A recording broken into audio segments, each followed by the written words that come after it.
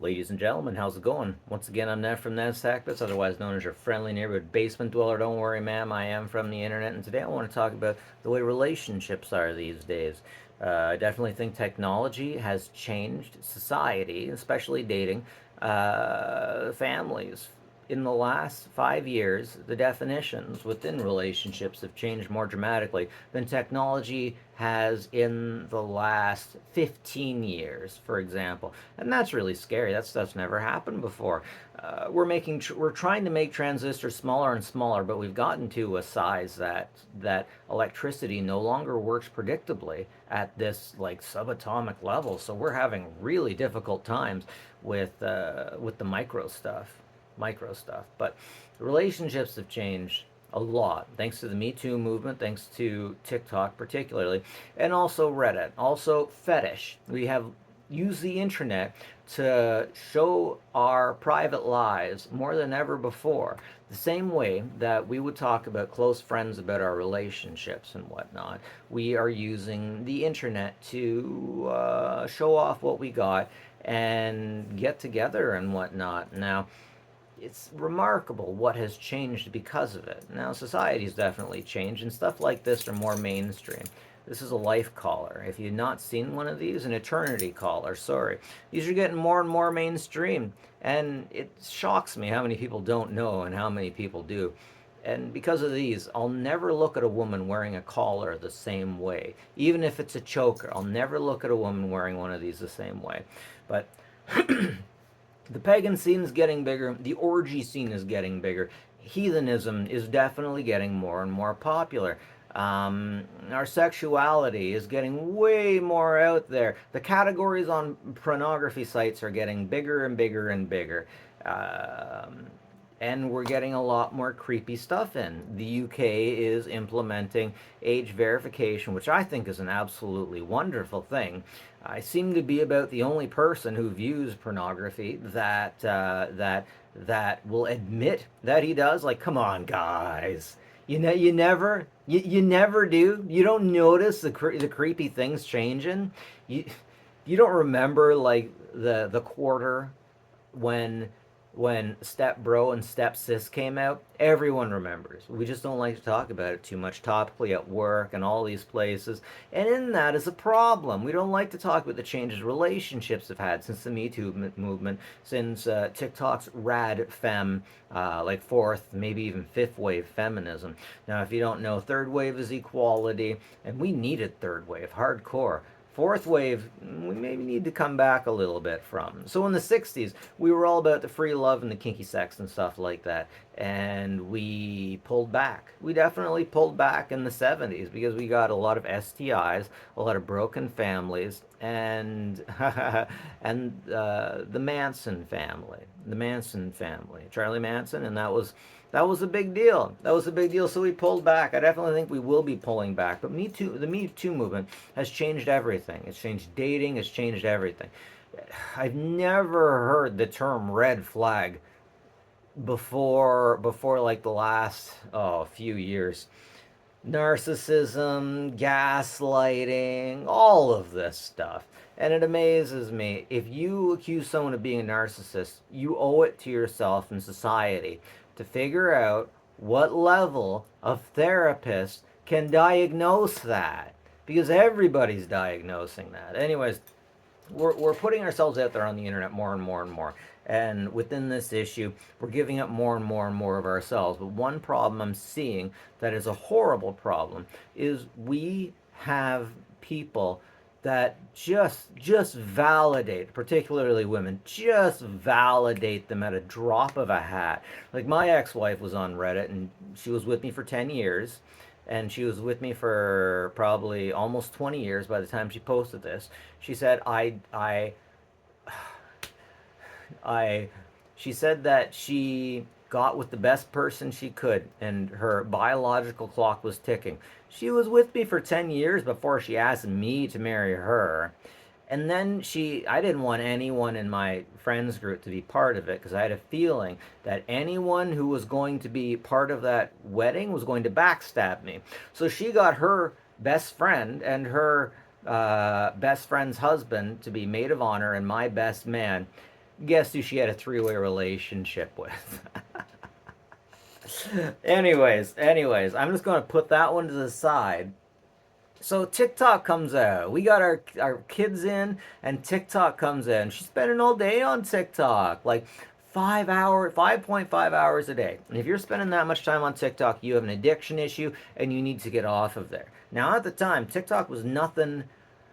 It was frankly extremely different from what it is now. People say TikTok is just what you make of it. It's the algorithm. Sorry. Originally Twitter, originally TikTok. These things were for girls or children. All right? Girls, children.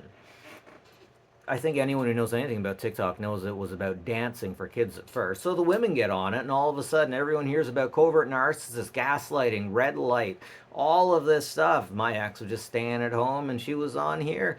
And all of a sudden, when she wouldn't clean, she wouldn't let me clean. She calls me a covert narcissist. She calls me a all those fun things. All those fun things. And I get into the dating sphere, and I hear the same words about everybody else's ex. It's as if something took over the minds of these people who decided to use these apps, and they all decided to use the apps. Here's how it goes: you get on TikTok, Reddit, then all of a sudden you're on Bumble, Tinder, and all of these things. And just as a side thing, it's funny how many women on Tinder, like when I was on Tinder, like I have no, like I know that Tinder's about hookups, right? So I was putting information about that, about my talents in bed. I have a few particular things. And some girls were actually giving me a hard time about that. Like, oh, how could you? How could you? It's like some of these people are so deluded and delusional that they think whatever they have, whatever they move forward with, is absolutely the thing. And I think we need to catch them on that. We definitely need to catch them on that. Datings and relationships have changed. But here's the thing: anybody will validate a woman if they're reading her texts. And I keep seeing that over and over again. Now, when it comes to kink, which I know a thing or two about, I have a FetLife account. I know about orgy pagans. Do you? Okay, I've seen relationships fall apart because people get into kink online and then start talking to people, and then people just like my ex were being validated by other people. There are legitimately men out there called collectors. They like to collect women to keep them in their clique. And I hate these men. I hate them so much because they literally destroy relationships. About married people who get into these places in kink, and they like to talk about because they like to talk about this stuff. They let other people in, and in doing so, end up letting people into their relationship, which it sucks. It absolutely sucks. But anyways, these individuals, once they actually see the woman's face, if she's not pretty, they bounce. They bounce. So one of my friends has a wife that left him because she thought she could do better.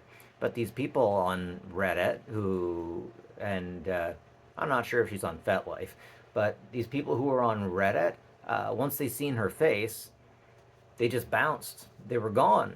I want to bring you to a story that Osmongold said about a particular guild that was run by one particular woman. And once everyone in game seen her, they left because she was fat and she was unattractive, not very pretty. So,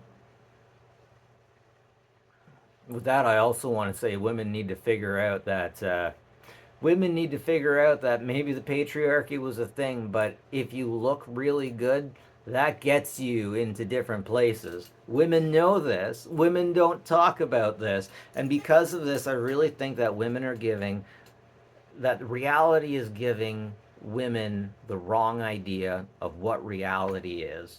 It's the same way that if you're in Britain and you have a lot of money, you are financially insulated from the hells that go on around you. Hell, in Canada, if you have money, you're financially insulated from the problems around you. If you have a lot of money, you don't realize the issues with addiction that others have. Like, yeah, you might have an issue with addiction, but like, let's say you have that problem with addiction and you need money and you don't have that money. You go for sex work. That's what happens. Do I need to tell you the hells that exist within sex work? I don't think I do. I don't think I do. But if you don't know what this is, if you've never seen one of these before, I'm telling you, you have no idea what happens in sex work. Now, here's the thing, the people that have the money, they might know what this is. And if they know what the issues are that go on in sex work, it's because they're the ones perpetrating it. Absolute power corrupts absolutely. But within this whole circle, what I need to point out is that relationships have changed. Dating apps have changed. Social media has changed what we think about relationships. It's destroying families. It's very unfortunate. That's the reality of this situation. That's the evolution of apps. We're moving towards apps. But we don't know where it's going. Thoughts and chaos. That's my rant for the day. Have a good one, folks. Take care of each other.